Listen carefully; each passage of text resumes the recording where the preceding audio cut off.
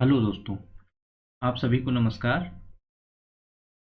आज की क्लास में हम राज्यपाल के बारे में पढ़ेंगे। पिछली क्लास में हम पढ़े थे राज्यपाल के बारे में, उसके आगे चलते हैं।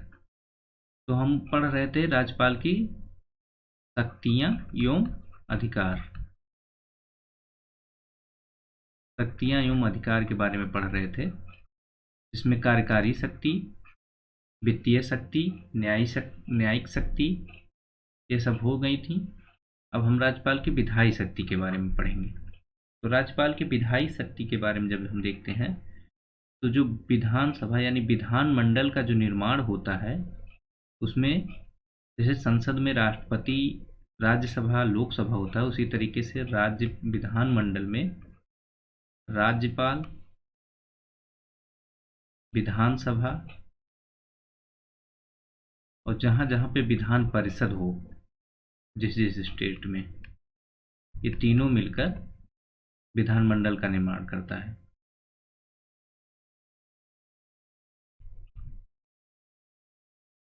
तो इन जब तीनों मिलकर विधानमंडल का निर्माण करता है, तो विधायी शक्ति में राज्यपाल के लिए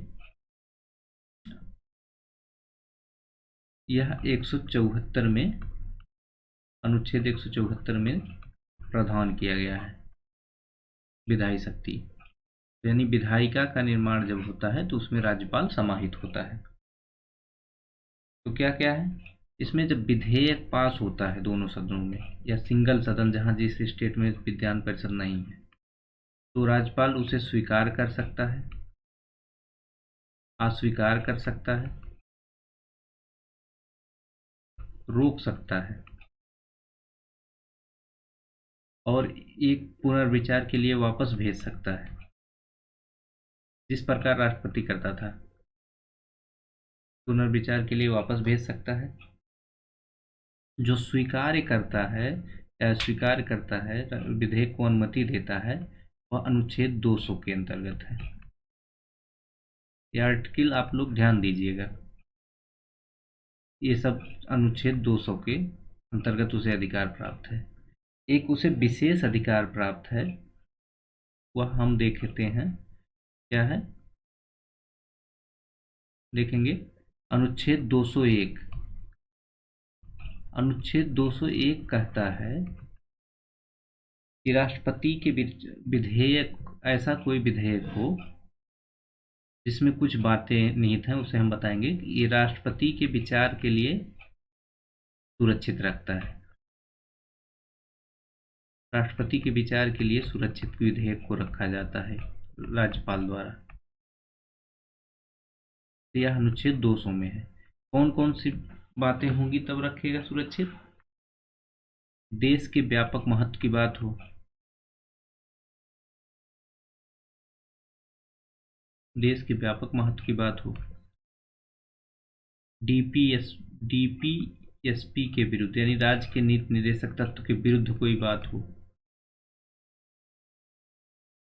फिर आगे देखेंगे राष्ट्रीय महत्व का बात हो ही गया, या संपत्ति, अनुच्छेद 31 का संपत्ति के अनिवार्य अधिग्रहण की बात हो, अनिवार्य अधिग्रहण की बात, इन सब बातों के लिए राष्ट्रपति के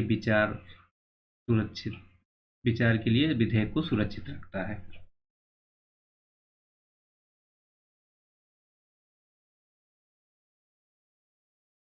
और एक चीज इसमें और है, यदि हाई कोर्ट की स्थिति को कोई खतरा पहुंच रहा है किसी विधेयक से, तो भी वह सुरक्षित रखा जाएगा 201 के तहत।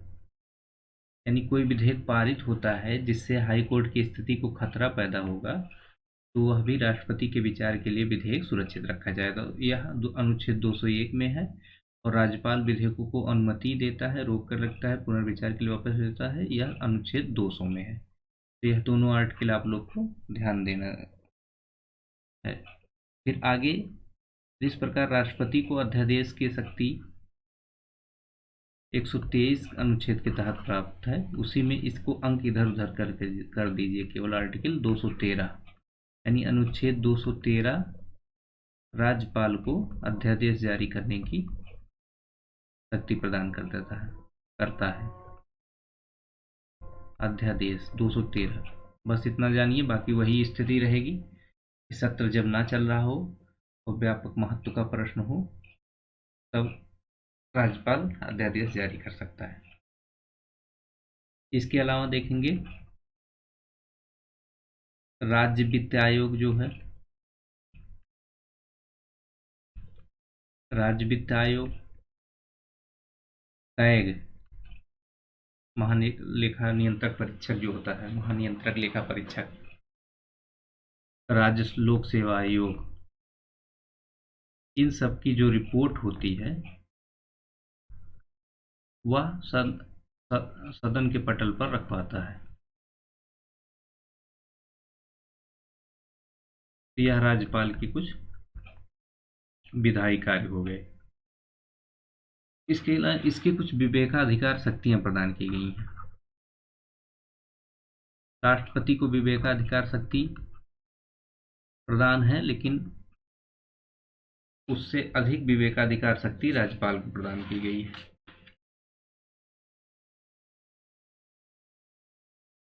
तो इसमें क्या है विवेकाधिकार शक्ति में? वही कि राष्ट्रपति के विचारार्थ विधेयक को रखना, यह राष्ट्रपति के पास यह शक्ति नहीं है। विधेयक को सुरक्षित रखना, अनुच्छेद 201 अभी बताया हूं, सुरक्षित।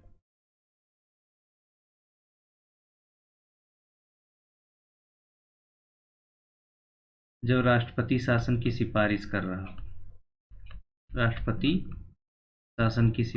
रहा हो तब यह अपने विवेकाधिकार से निर्णय लेता है, ना कि मंत्रिपरिषद की सलाह से। तो यह दूसरी बात हो गई। राष्ट्रपति शासन की सिफारिश के अनुच्छेद 356, जब संवैधानिक विफलता जब राज्य में होती है तब।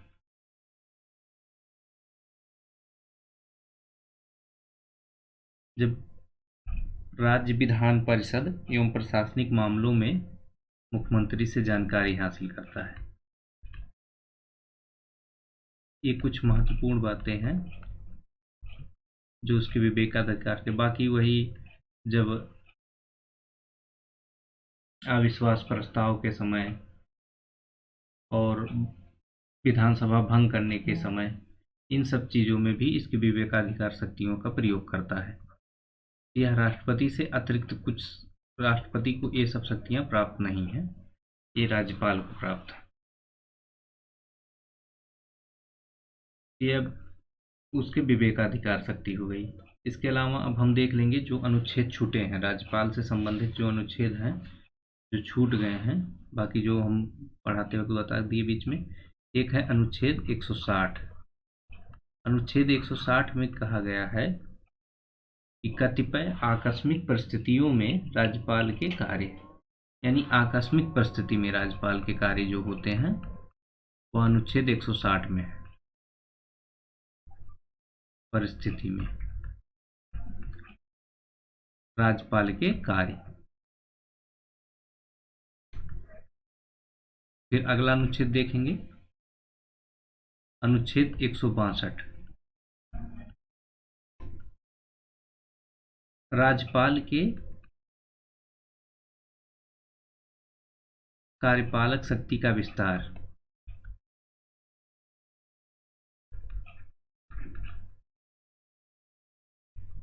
यानी राज्यपाल के कार्यपालक शक्ति का विस्तार। इसी तरीके से अनुच्छेद 73 में वहां दिया गया है राष्ट्रपति कार्यपालक शक्ति का विस्तार। तो 73 में जब हम 89 जोड़ेंगे, 9 3 12, 8 7 15 और 1 16, यानी 162। अब यहाँ हम बता दे रहे हैं आप लोग को कि केंद्र संघ के जो अनुच्छेद हैं और राज्य के अनुच्छेद में, संघ के अनुच्छेद में 89 जोड़ दीजिए। लगभग अधिकांश अनुच्छेद ऐसे हैं, सभी नहीं, जब अनुच्छेद 200 तक का, अनुच्छेद 200 तक 89 जोड़ने पर सेम विषय राज्य वाले में भी है। अब ट्राई करिएगा, कहीं कहीं पे थोड़ा सा डिफर करेगा, नहीं तो बाकी मिल जाएगा। तो याद करने का एक आसान तरीका है कि +90, और वही जब राज्य से केंद्र में आना हो तो 89 घटाना है। तो ये आप लोग याद रखिएगा, एक ट्रिक है बस, और कुछ नहीं इसमें। तो अनुच्छेद 62 हो गया, 162 हो गया। फिर अनुच्छेद 163, अनुच्छेद 163 में कहा गया है कि मंत्रिपरिषद सलाह देगा राज्यपाल को। राज्य की मंत्रिपरिषद जो होती है वह राज्यपाल को सलाह देगी, जिस प्रकार से राष्ट्रपति को सलाह दिया जाता है अनुच्छेद 74 के तहत। फिर अनुच्छेद 165, यह राज्य के महाधिवक्ता के बारे में है। राज्य के महाधिवक्ता, इसकी नियुक्ति राज्यपाल करता है। जिस प्रकार से अनुच्छेद 76 में अटॉर्नी जनरल के बारे में है, उसी तरीके से अनुच्छेद 165 में राज्य के महाधिवक्ता के बारे में है। फिर आगे बढ़ेंगे, अनुच्छेद 166 देखते हैं। अनुच्छेद 166 में राज्य सरकार द्वारा संचालित कार्रवाई दिया गया है। इसका विषय है राज्य सरकार द्वारा संचालित कार्रवाई। ये बहुत महत्वपूर्ण नहीं है, लेकिन आप लोग जानते रहिएगा, कभी कभी पूछ लेता है। जैसे एक बार 162 पूछा था, कार्रवाई। फिर अनुच्छेद 167 देखिए क्या है, राज्यपाल को सूचना देने इत्यादि की मुख्यमंत्री का। जैसे 78 में नहीं दिया है कि मुख्यमंत्री, वहाँ प्रधानमंत्री का दायित्व है कि राष्ट्रपति को सूचना उचना दे, उसी तरीके से एक अनुच्छेद 167 में राज्यपाल को अधिकार प्राप्त है कि वह मुख्यमंत्री से सूचना प्राप्त कर सकता है, और मुख्यमंत्री राज्यपाल को सूचना देगा। फिर आगे अनुच्छेद 174 के बाद 174 में, इसमें वही है विधायी शक्तियां के हैं, यानी 17 अवसान, विघटन और सत्र, इन सब के बारे में दिया गया है अनुच्छेद 174 में। फिर अनुच्छेद 175 में सदन को संबोधित करने के बारे में दिया है। सदन को संबोधित करना।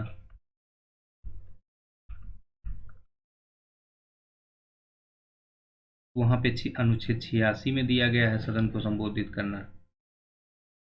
फिर अनुच्छेद 176 में आप देख लेंगे, विशेष संबोधन के बारे में बताया गया है कि राज्यपाल का विशेष संबोधन होगा।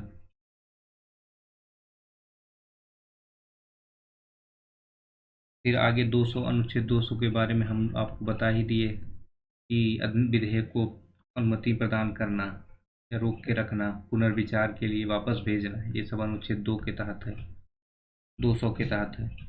217 के बारे में आप लोग को आगे बता दिए थे। और 217 में वही हाई कोर्ट वाला, राजफेल के हाई कोर्ट के न्यायाधीशों की नियुक्ति से संबंधित है। 234 में राज्यपाल द्वारा न्यायिक सेवा के लिए नियुक्ति, यानी जिला न्यायाधीश को छोड़कर, जो 233 जिला न्यायाधीश वाला है, 234 में जिला न्यायाधीश को छोड़कर न्यायिक सेवा के लिए कोई नियुक्ति करता है राज्यपाल। तो ये राज्यपाल से संबंधित